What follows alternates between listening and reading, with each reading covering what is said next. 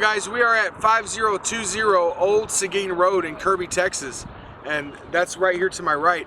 And we're standing at the shopping center owned or managed by Main Street Properties, owned by Michael Litovsky. And the reason we're coming to you today is because there are some serious issues here with tenants and the management of this property. In November of 2022, the city of Kirby sent a notice to this property owner that there were a laundry list of violations, and that because of the violations, the city would not be issuing any more certificates of occupancy for tenants here. So if you're a business owner and you want to get one of these suites, when you do your lease, you go to the city and then you apply for permits to get electricity, gas, and water. Well, when you do that, the city will not issue a certificate of occupancy, so you cannot open your business even though you're leasing and you're legally leasing. So at a city council meeting recently, there was a tenant who rents right behind me who is opening a storefront saver store, has contract with Amazon, Target, and Walmart to resell overstocked items for cheaper prices. And it's going to be right in the storefront where you can just walk in. He's invested $50,000 to $60,000 worth into renovations of his space. He goes to the city, asks for a certificate of occupancy, and they deny him. They deny him because the landlord here refuses to fix the laundry list of violations that the city has noticed him on. So now the guy can't open. Come to find out, there's a non-profit church that's fixing to open up over here at the corner. They just signed a lease 2 days ago. This property owner has known that you can't get a certificate of occupancy to open your doors since November of 2022, but he continues to rent to unsuspecting tenants, knowing that they're not going to be able to open their stores. Yesterday, a temporary restraining order was issued by a district court here in Bexar County, prohibiting the Slumlord from entering this business of this Super Saver place, because the Slumlord threatened that if he didn't pay his rent, that he would go in there, remove his property, and throw it out. Well, he can't do that. In Texas law, he would have to go to court. That's a long court process. You can't just come in and throw people's stuff out on your own. That would be a crime. The thing that I've learned though is that the storefront owner to this Super Saver, an Arabian immigrant, broken English, can't speak very much English. The Hispanic church over here, again, Mexican immigrants. It seems like the MO, what I've learned from this slumlord, is he preys on immigrants who don't know a lot about our laws.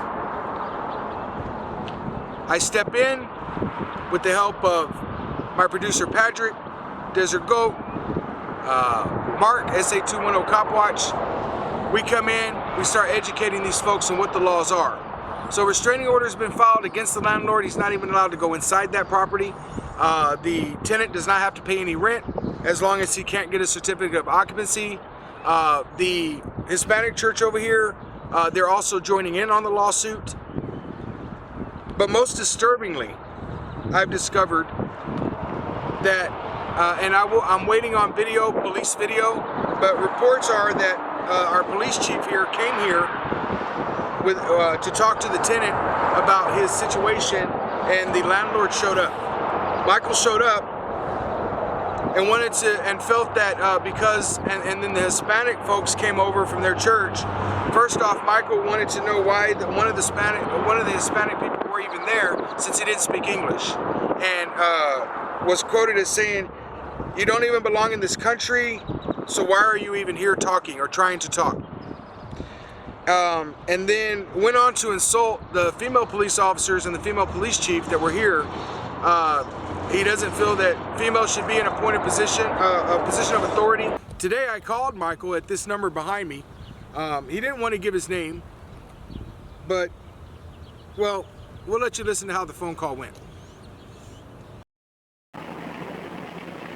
Hello? Hello, this is Mike. Hello? Yeah, I'm calling for Mike. What? I'm calling for Michael. Mike? I think I help.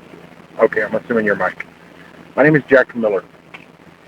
I am, you're going to become my hobby. But I want to be fair. So I'm reaching out to you to ask you a question. And whether you want to answer me or not, that's up to you, but I try to be fair to people. I know there's two sides to every story most often. So, it's my understanding that you know that certificate of occupancies cannot be given to tenants, but you lease to tenants. Who are you? I am either your best friend or your worst motherfucking nightmare. And if you don't talk to me on the phone, I'll come and talk to you in person. I'm a civil rights activist. I'm a journalist with about 170,000 followers. And if you're like doing something and you don't know, that's one thing. But if you know, What are you calling me for? because sir, you're renting to people knowing that they can't get a certificate of occupancy, and you're taking their money anyway. It's wrong. It's a crime. And I'm going to see that if that's the truth, that you're held fully accountable, both civilly and criminally. You need to stop victimizing people. You're committing crimes. Look, shut up, motherfucker. Don't make threats. Come on. I'm threatening to hold you civilly and criminal. Where do you wanted me? You said you wanted me? Absolutely. You wanted me? Let's meet at your strip center tonight about 6 p.m. Let's go. You're not going to threaten me. Tonight at 6 p.m. I will meet you there. What time? Tonight at 6 p.m. at your strip You're center. not going to tell me what. I'm here now. Hey, you. Oh, don't back off. Hey, don't back off now. Let's go. I didn't say I was going to beat you. Now. Did I say I was going to beat you? You said you'll be a big man. Let's see this person. You're a racist.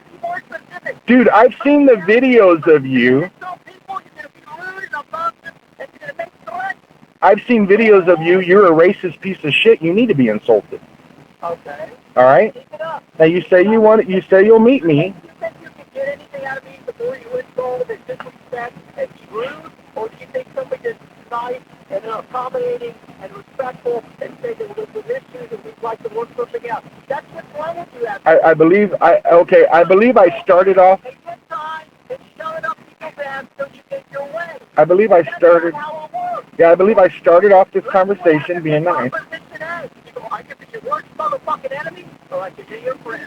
You don't talk to people like that. Well, I started off being nice. You think you're going to get anything done like that because you're a gay activist and you're LGBTQ and everything else? You think that all you people think is you're going to be a hard ass and threaten people and carry signs and ball horns and you're going to get your way. So you guys heard him, right? I don't know where the LGBTQ came from and all the gay activist stuff. I guess we'll just add homosexuals to the list of people that he doesn't like, right next to foreign nationals and immigrants and so on and so forth. He's definitely a character. Currently, these two businesses can't open because the city's denying their certificate of occupancy. Now, I put the city on notice. They need to fix this stuff. There's failures that have occurred on the city's part that caused this situation. Look, this didn't just happen overnight. This place is dilapidated, and that just didn't happen overnight. So this guy's been allowed to operate in Kirby for a very long time. So walking this property, you can see several instances of dilapidated conditions. And although the owner of this particular thing repainted this along with his $50,000 or $60,000 of renovations, it doesn't take long to walk across things like this, which is just a piece of copper wire, and boarded up, half secure doors, and there's no, here's a piece of rusted metal that's sharp enough to cut you in two if you were to step on it. So we need to put a stop to this. We need to put a stop to it right now. Call your city officials at Kirby. Don't call this number. That's the Slumlord's number. He doesn't care. But call your city officials and let them know what you think should happen in this situation.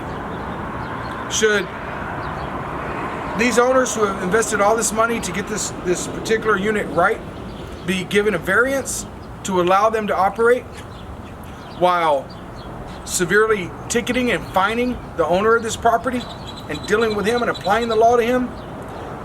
Or should they just condemn the whole building and kick everybody out?